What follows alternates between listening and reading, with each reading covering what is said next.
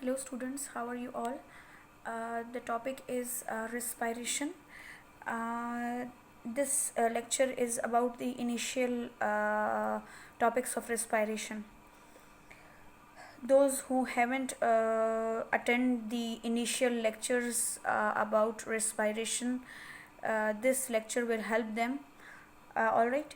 So the respiration, actually respiration is the complex process. It is a complex process. Complex process in which there is oxidation reduction of food. From where you get food, actually from the stomach, the food get absorbed into the blood circulation, and from there we have the glucose in our blood circulation. And we say that in the presence of aerobic respiration, when the uh, organic food molecule C6H12O6 glucose molecule, it reacts with oxygen, it gives water plus carbon dioxide and energy.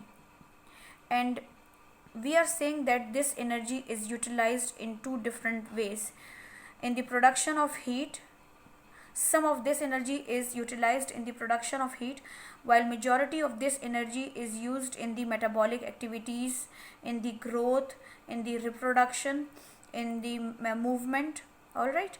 So we can say that during respiration, when there is oxidation reduction of food, when there is the breakage, when there is the breaking down of food material, in the presence of oxygen we get carbon dioxide and water. It is usually called the aerobic respiration. It is called the aerobic respiration. We say that this is the aerobic respiration, which is only possible during the presence of oxygen. So if the oxygen is available, the glucose it broken down into carbon dioxide and water. Now the carbohydrates are taken from the food, while the oxygen is taken from the environment. And as we know that we have in the air, we have mixture of gases: oxygen, carbon monoxide, water vapors, nitrogen. These all are the, and some of the trace elements are also present in the air. We say that we inhale oxygen, we inhale nitrogen, and we also inhale the carbon monoxide and water vapors. Okay. The respiratory system is not that much developed, इतना ज़्यादा ये develop नहीं है, या we cannot select the oxygen only to be inhaled. So all of the air content, all the contents, all the gaseous mixture, all the gases which are present in the air with the atmospheric pressure, they are present. So we can say that these all gases we inhaled, we cannot only select oxygen. Okay.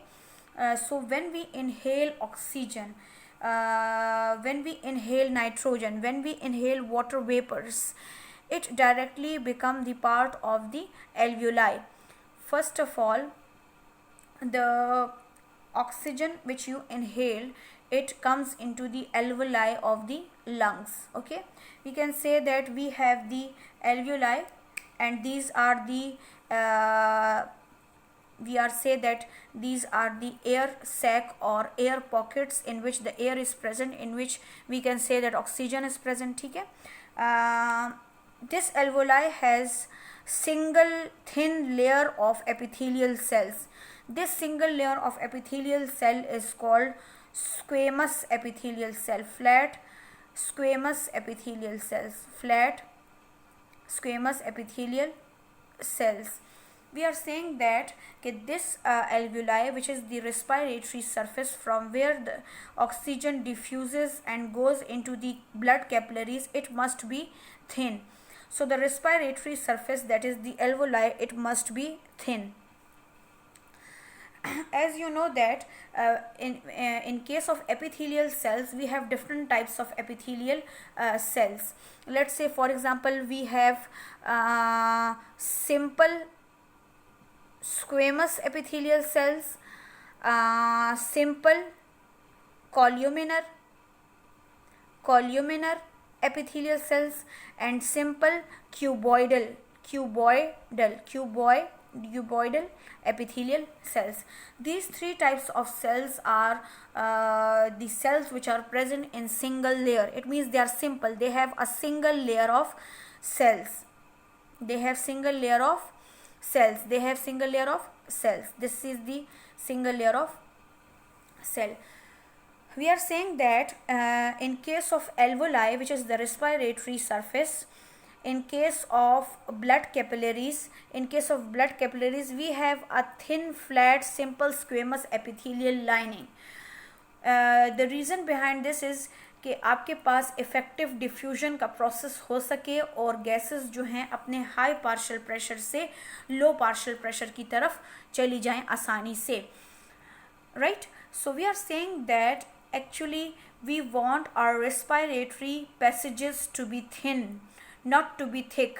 We want the respiratory passage to be 1 millimeter or less, so that effective diffusion is possible. In case of higher organisms, as the requirement of fresh air, as the requirement of oxygenated blood is very necessary, so it means the reaction must be quick. The walls must be thin, so that effective diffusion from one place to other is possible. And the gases in the respiratory mechanism, they diffuse from higher concentration towards the lower concentration. Always they move from higher concentration. In the air we have higher amount of oxygen, and in the alveoli we have low amount of oxygen. So the gases will move from higher concentration towards the lower concentration. As there is low amount of oxygen in the alveoli, so the gas will move into the alveoli. And similar is the case with the carbon dioxide. In the tissues, the amount of carbon dioxide become greater, so the gas will move from higher concentration towards the lower, and the carbon dioxide is exhaled out. Okay. So we are saying that respiration is a complex process. It means that it is not just the inhalation or exhalation. Inhalation, exhalation is just a single step in respiration. It is just a single step in respiration. Respiration is the complex series of reactions in which the organic molecule is broken down in the presence of oxygen. So we can say that metabolic process, for the metabolic process we want the oxygen to come inside the alveoli. The alveoli takes the oxygen and give it to the blood capillaries. The blood move around the body, and the tissues, they will take oxygen, and in the presence of oxygen, the organic material like carbon dioxide, it is broken, and we get the energy.